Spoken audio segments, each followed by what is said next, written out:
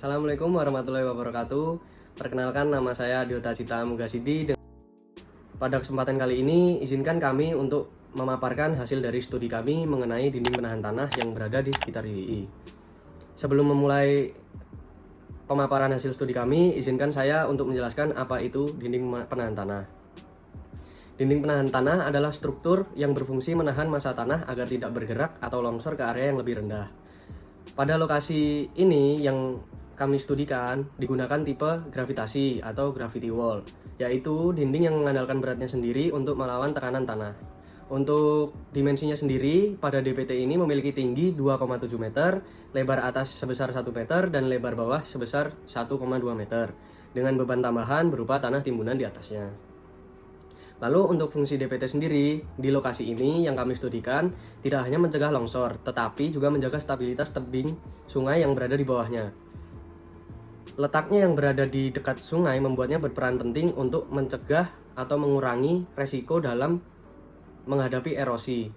Selain itu, adanya saluran pembuangan vertikal membantu mengurangi tekanan air di balik dinding penahan tanah itu sendiri, sehingga dapat mendukung upaya mitigasi bencana, khususnya resiko longsor dan juga erosi.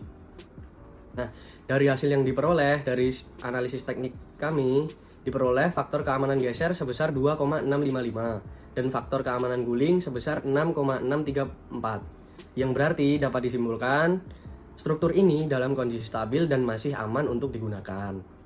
Nah, kesimpulannya, DPT ini memiliki peran penting tidak hanya sebagai penahan tanah, sesuai dengan namanya dinding penahan tanah, tetapi juga sebagai pelindung lingkungan sekitar dari potensi bahaya geoteknik. Pada lokasi ini terlihat bahwa DPT atau dinding penahan tanah dibangun dengan material batu kali yang disusun dan diplester. Struktur ini cukup umum untuk digunakan menahan tanah pada daerah dengan elevasi berbeda seperti pada gambar yang kita ambil. Namun dari pengamatan langsung terdapat beberapa catatan penting terkait kondisi existing.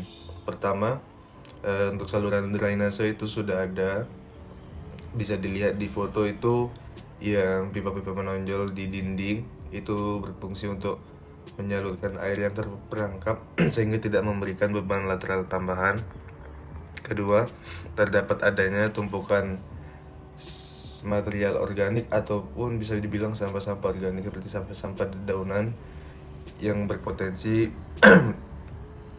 mempercepat pelapukan pada permukaan dinding serta bisa juga untuk menghambat aliran air permukaan atau menghambat drainase. Ketiga, pada bagian atas DPT terdapat pagar pembatas yang hanya berupa patok beton tanpa sambungan antar batang pengaman, sehingga tidak terlalu efektif dalam fungsi keamanan bagi pejalan kaki.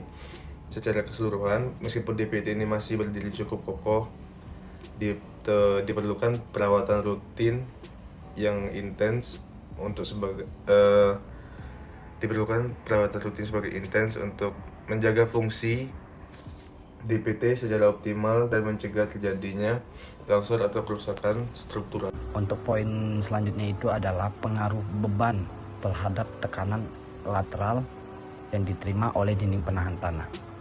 Ada beberapa beban yang menjadi faktor untuk mempengaruhi tekanan lateral terhadap dinding penahan tanah, yaitu beban dari tanah tersebut yang pertama. Yang kedua, beban bangunan yang ada di atas tanah tersebut. Beban bangunan di atas tanah tersebut dapat merupakan bangunan rumah atau gedung atau jalan dan lain-lain. Ada banyak hal. Yang ketiga adalah beban dari muka air tanah yang mau tinggi ataupun rendah. Muka air tanah, karena muka air tanah itu dapat mempengaruhi tekanan lateral yang akan diterima oleh dinding penahan tanah tersebut. Dengan demikian, kita dapat menyimpulkan bahwasannya aspek yang menjadi faktor yang dapat mempengaruhi tekanan lateral yang diterima oleh dinding penahan tanah tadi itu juga berasal dari beban yang ada di tanah maupun beban dari tanah tersebut. Oke, sekian. Oke, selanjutnya adalah konsep dasar analisis geoteknik DPT. Sekarang kita bahas bagaimana DPT dianalisis secara geoteknik. Tujuannya adalah memastikan DPT ini stabil atau tidak gagal. Ada 3 kondisi stabilitas utama yang harus dicek. Yang pertama adalah stabilitas geser. kita harus memastikan dorongan tanah dari belakang tidak mampu menggeser DPT ke depan. Artinya, gaya gesek di dasar DPT harus lebih besar dari dorongan tanah. Kemudian yang kedua adalah stabilitas guling. Kita harus memastikan juga DPT tidak terguling.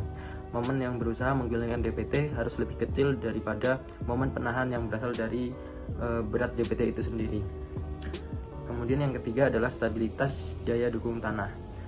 Terakhir, kita cek apakah tanah di bawah DPT mampu menahan seluruh beban. Jika tidak, tanah bisa amblas dan DPT akan gagal. Jadi, analisis geoteknik pada DPT memastikan struktur ini aman dari risiko geser, guling, dan amblas.